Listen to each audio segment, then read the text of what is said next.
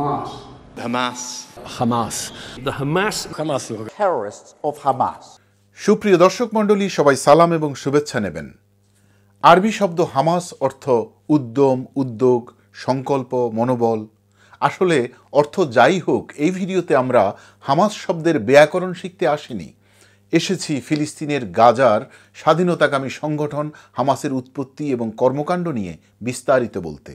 আশা করছি এই সংক্ষিপ্ত সময়ের মধ্যে হামাস নিয়ে আপনাদের মনের সকল প্রশ্নের জবাব পাওয়া যাবে।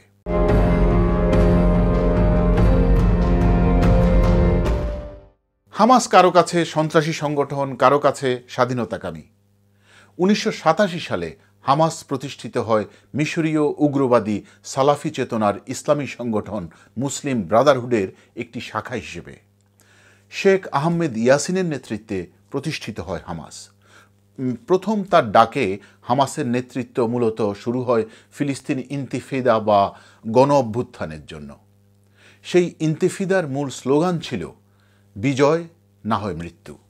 পক্ষাঘাতে শারীরিক প্রতিবন্ধী হলেও মানসিকভাবে অত্যন্ত শক্তিশালী ইয়াসিন ছিলেন ফিলিস্তিনের শিক্ষা আন্দোলনের অগ্রনায়ক এবং ধর্মীয় নেতা। গাজা ইসলামী বিশ্ববিদ্যালয়ের প্রতিষ্ঠাতা তিনি। ফিলিস্তিনের গাজার মানুষের কাছে তিনি মহানায়ক। পশ্চিমা বিশ্বের কাছে তিনি অবশ্য সন্ত্রাসী, আবার বিভিন্ন দেশের অনেক ইসলামিক স্কলার তাকে উগ্রবাদী নেতা হিসেবে সমালোচনা করতেন। দুঃখজনকভাবে 2004 সালের 22 মার্চ ইসরায়েলি বাহিনী তাকে মিসাইল আক্রমণের মাধ্যমে হত্যা করে। প্যালেস্টাইন লিবারেশন অর্গানাইজেশন পিওলোর নতজানু ইসরায়েলি নীতির বিরুদ্ধে শুরু হয় হামাসের অগ্রযাত্রা। হামাসের 1988 সালের সনদ হচ্ছে ফিলিস্তিনের ওয়েস্ট ব্যাংক এবং গাজাকে সম্পূর্ণভাবে ইসরায়েলি দখলমুক্ত করবে এবং একটি ইসলামিক রাষ্ট্র প্রতিষ্ঠা করবে। সাধারণ ফিলিস্তিনিদের সমর্থন আদায়ের জন্য তারা বেশ কিছু কৌশল অবলম্বন করেছে। এর প্রধান কৌশল হচ্ছে তাদের দাবি ইসরায়েলকে 1967 সালের সীমান্ত চুক্তি মানতে হবে। বিভিন্ন দেশে থাকা ফিলিস্তিনি শরণার্থীদের ফিরে আসার অধিকার দিতে হবে, অবাধ নির্বাচনে বাধা দিবে না, তবেই তারা সকল ধরনের যুদ্ধবিরতি গ্রহণ করবে। ইসরায়েল কখনো তাদের এই সকল প্রস্তাবে পাত্তা দেয়নি। 2006 সালে ফিলিস্তিন আইনসভার নির্বাচনে সংখ্যাগরিষ্ঠতা নিয়ে জয় লাভ করে 2007 সালে পুরো গাজা উপত্যকার নিয়ন্ত্রণ গ্রহণ করে হামাস। বিশ্ব স্বীকৃত ফিলিস্তিনের প্রেসিডেন্ট মাহমুদ আব্বাসের নেতৃত্বে পরিচালিত ফাতা নিয়ন্ত্রণের কাছে শুধু ওয়েস্ট ব্যাংক। যদিও ফিলিস্তিনের ওয়েস্ট ব্যাংক কাগজে কলমে স্বাধীন হলেও ইসরায়েলি দখলদারিত্বের কাছে তারা অসহায়। 2004 সালে ইয়াসির আরাফাতের মৃত্যুর পর ফাতা এবং হামাসের মধ্যে সম্পর্ক ছিন্ন হয়। এরপর হামাস গাজার নিয়ন্ত্রণ নেয়ার পর থেকে যুক্তরাষ্ট্র, ইউরোপীয় ইউনিয়ন এবং আরব রাষ্ট্রসমূহ ফিলিস্তিনের সাহায্য বন্ধ করে দেয়। উন্নত বিশ্ব অবশ্য হামাসকে সন্ত্রাসী সংগঠন হিসেবে ঘোষণা দিয়েছে। আরব বিশ্বের উন্নত দেশগুলো হামাসের উত্থান মেনে নিতে পারে না। বলা হয়ে থাকে ইরানের আর্থিক সামরিক সহায়তায় পরিচালিত হামাস গাজার নিয়ন্ত্রণ নেয়ার পর থেকে ইসরায়েলের সাথে অনেকগুলো সংঘাতে লিপ্ত হয়। এর অধিকাংশ সংঘাতে হামাস ইসরায়েলের যতটা ক্ষতি করেছে এর চেয়ে বহুগুণ বেশি ক্ষতি করেছে নিজেদের এবং গাজার সাধারণ মানুষের। কারণ এই সকল আক্রমণের জবাবে ইসরায়েল অনেক নৃশংসভাবে পাল্টা আক্রমণ চালিয়েছে।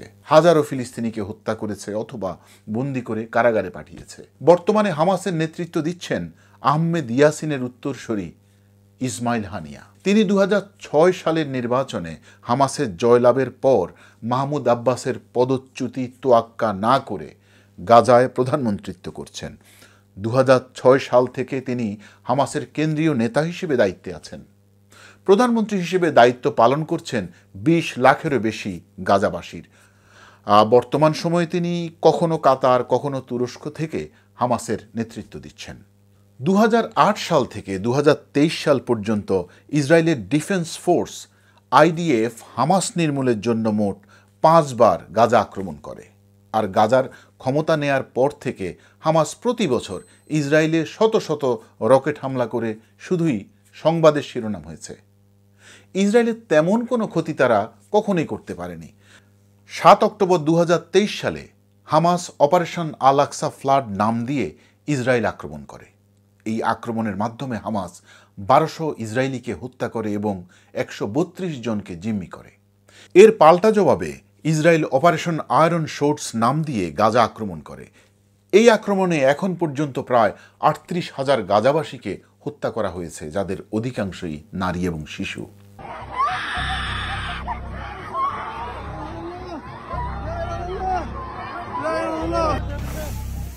গাজায় ইসরায়েলের এবারের চলমান আক্রমণ হচ্ছে সব থেকে দীর্ঘ সময়ের জন্য।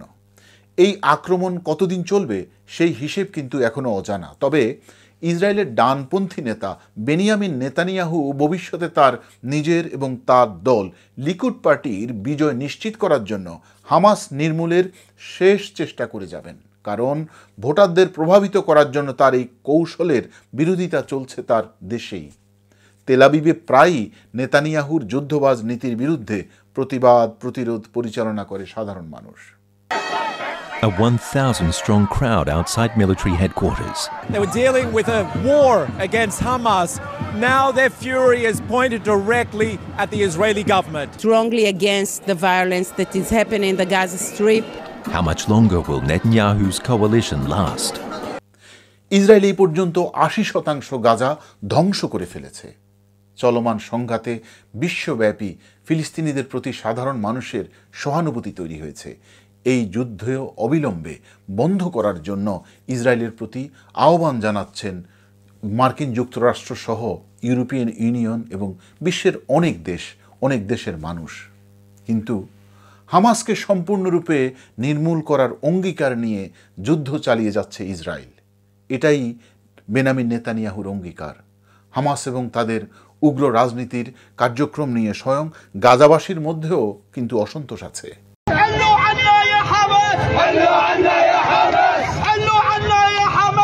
ما في المساعدات كلها نازلة تحت. أنا بحكي ما بخافش منهم. أنا بحكي إلهم كمان. عليك يا حماس أشكيك إلى الله يا حماس. বিশ্বের অসংখ্য মানুষ হামাস এবং তাদের রাজনৈতিক কৌশলকে পছন্দ না করলেও গাজার সাধারণ মানুষের প্রতি সকলেই সহানুভূতিশীল। গাজার নিরস্ত্র মানুষদের জীবনের প্রতি মানুষ শ্রদ্ধাশীল। আবার ইসরায়েলি আগ্রাসনকেও অন্যায় হিসেবে দেখেন বিশ্বের অধিকাংশ শান্তিপ্রিয় মানুষ। ভালো থাকবেন, সুস্থ থাকবেন। ধন্যবাদ।